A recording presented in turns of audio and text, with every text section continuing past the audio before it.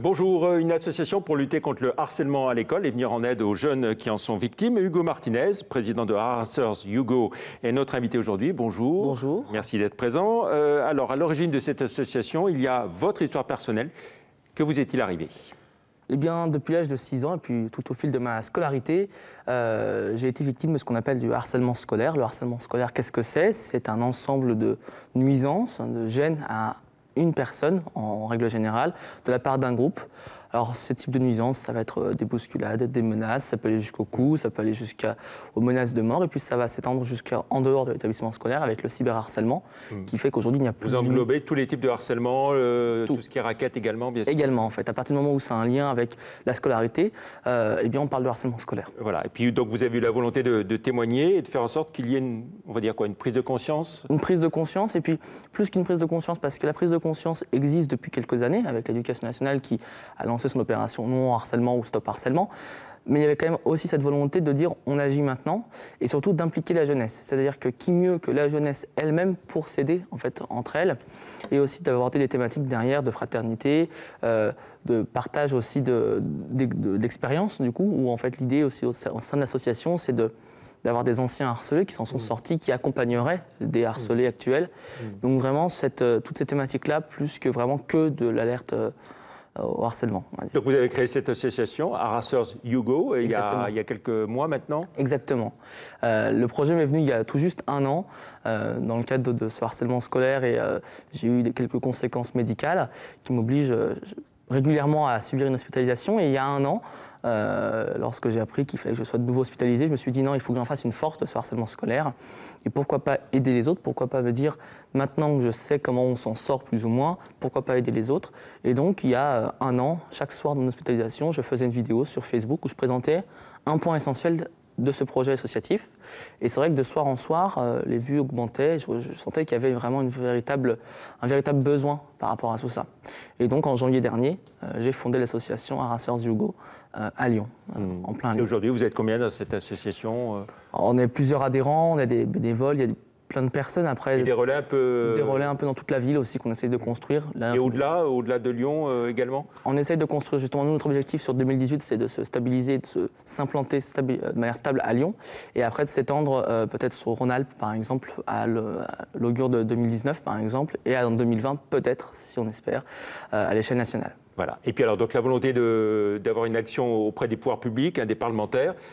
L'idée, ce serait quoi qu'il y ait une loi Une loi, exactement. Qui lutte contre ça ?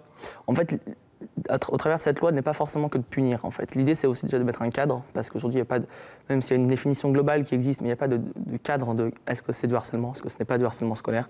Et donc, d'abord de poser un cadre et de donner les outils, du coup, pour justement pas forcément réprimander par un point de vue financier, un point de vue pénal, mais peut-être des réprimandes plutôt, je dirais, pédagogiques, avec un intérêt derrière pédagogique, peut-être travaux d'intérêt généraux, je ne sais pas, il y a des choses à explorer.